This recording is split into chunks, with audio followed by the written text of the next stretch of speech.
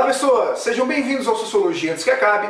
Eu sou o professor Thiago Sigo e esse é mais um vídeo nosso aqui na internet. Se você gosta de Sociologia, se inscreve aí no canal, vamos trocar uma ideia, porque o tema de hoje é o seguinte: a Folha de São Paulo divulgou uma pesquisa com o seguinte título, ou com a seguinte chamada: Filosofia e Sociologia obrigatórias derrubam notas em matemática, argumentando que esse é o resultado de uma pesquisa de desempenho realizada pelo professor Adolfo Sachida, que avaliou que a inserção de Sociologia e Filosofia acabaram por derrubar as notas de matemática nas provas oficiais. Nesse caso aqui, o instrumento que ele usou foi o Enem.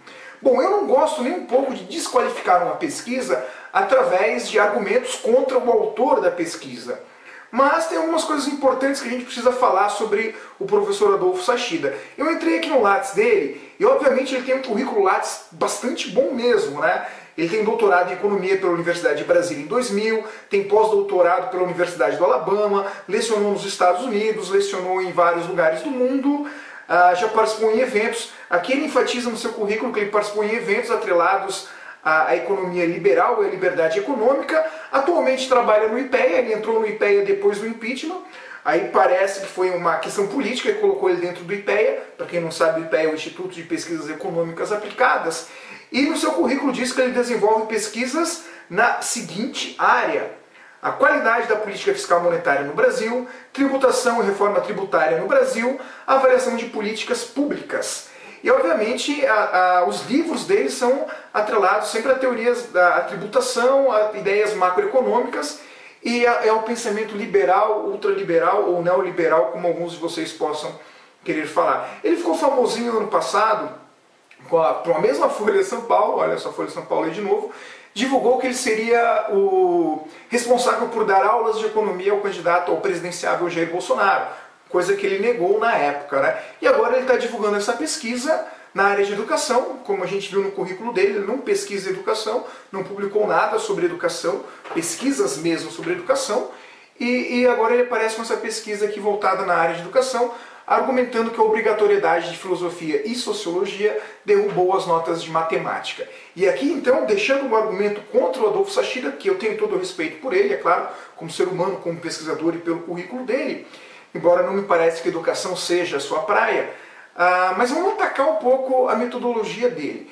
Eu não li a pesquisa inteira, ela não foi divulgada a pesquisa inteira, li apenas a entrevista deles na Folha de São Paulo, e aqui consta o seguinte: a disciplina Sociologia e Filosofia tornou-se obrigatória em 2008. Então, obviamente, as primeiras turmas a terem Sociologia e Filosofia durante toda a grade do ensino médio são as turmas de 2009. E ele fez o seguinte recorte metodológico: pegou as médias do Enem de antes de 2008, antes da aprovação da lei, e pegou as médias do Enem de 3 anos depois da aprovação da lei, ou seja, de 2012. Assim ele pôde avaliar o desempenho de turmas que pegaram Sociologia e Filosofia no primeiro, no segundo e no terceiro, chegando à seguinte conclusão: comparando as turmas de 2012 com as turmas de anterior a 2009, as notas de linguagem e códigos caíram 7,7%, de matemática caíram 8,8% e de redação caíram 11,3%.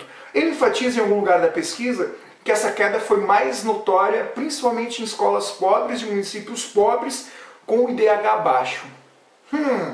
Por que será, Adolfo Sachida, que escolas de municípios pobres com IDH baixo têm as notas piores em matemática?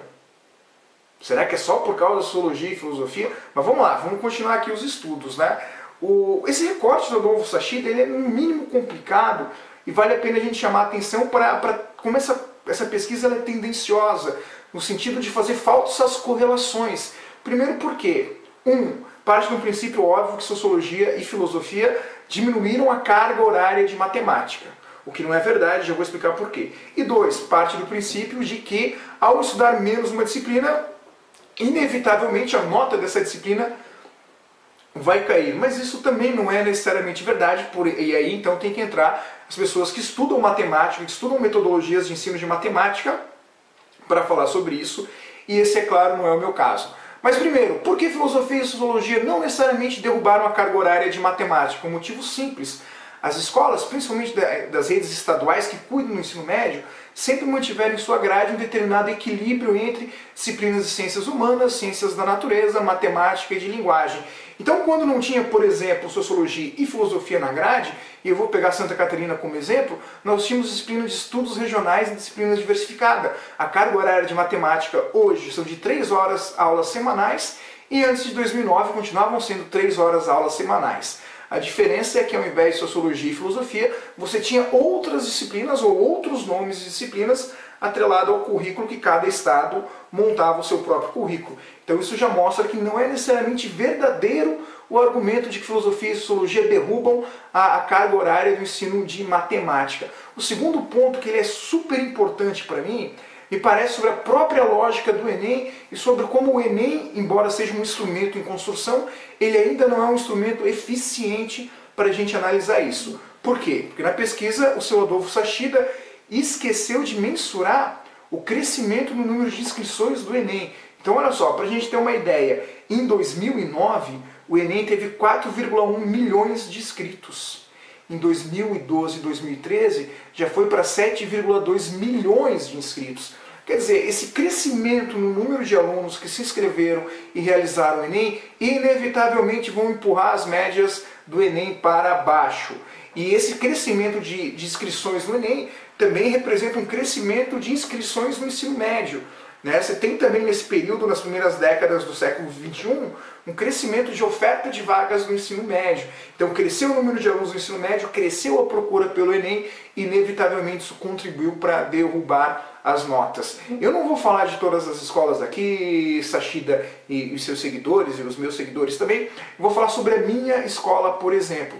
Eu abri aqui rapidinho uma tabela do Enem de 2009. Em 2009, só para você ter uma ideia básica, a minha escola tinha 54 alunos matriculados no ensino médio.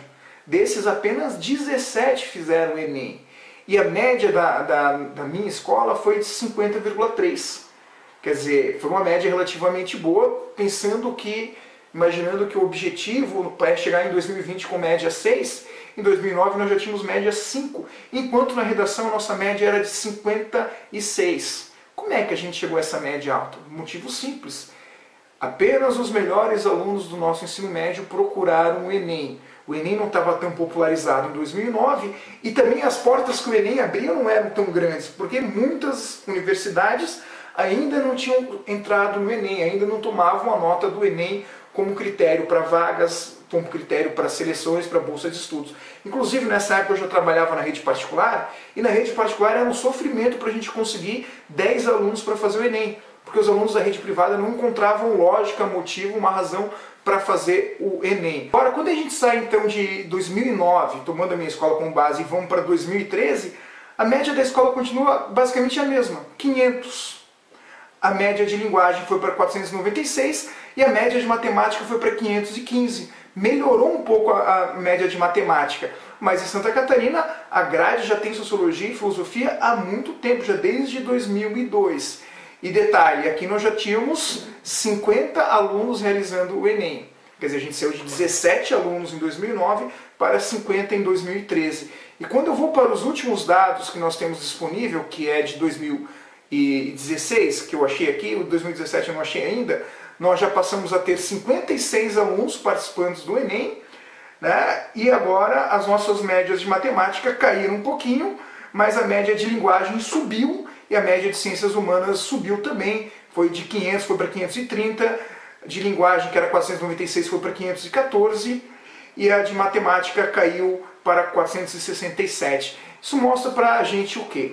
Na verdade, os dados não estão mostrando que sociologia e filosofia diminuíram as médias. Estão mostrando que há uma oscilação, uma dança entre essas médias, que vão girar sempre entre o 4,60 e o 5,60, e que nós tivemos um crescimento considerável de alunos que passaram a procurar essas médias, passaram a procurar e a utilizar o Enem, e conforme cresce o número de inscritos no Enem, inevitavelmente as médias acabam baixando um pouquinho, porque você não consegue controlar os interesses de todos os alunos e o esforço pessoal de cada um ao fazer isso. E tem uma outra coisa, seu Sachida, que é muito significante, que me preocupa na sua pesquisa, é que você deixa de considerar os agravantes. Por exemplo, em 2011 e 2012, foram anos de greves, fortíssimas greves pelo país inteiro. Só em Santa Catarina nós tivemos 62 dias de greve. Essas greves foram motivadas pela aprovação da lei do piso do magistério, que alguns governos não quiseram pagar, os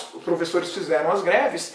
E aí eu pergunto, 60 dias de greve vão influenciar ou não vão influenciar nas médias do Enem? Portanto, pessoas, você que está vendo o canal, vamos com calma. Não se trata de atacar o pesquisador, mas mostrar como a pesquisa deixa de levar em considerações muitos fatos importantes. E quando você olha para as médias das escolas, você percebe que há uma relativa dança dentro dessas médias e o que a pesquisa deixou de fora, ao escolher 2 anos expectativos, 2 anos, né, 3 anos depois da aprovação da lei e 1 ano antes dessa aprovação da lei, o que vai pegar justamente 1 ano depois de longos períodos de greve que inevitavelmente vão contribuir para a queda dessas notas. Bom, espero que vocês tenham gostado do vídeo, espero que deu para questionar essa pesquisa sem simplesmente criticar quem a fez, e já peço que se inscrevam no canal. Um forte abraço para todos e valeu!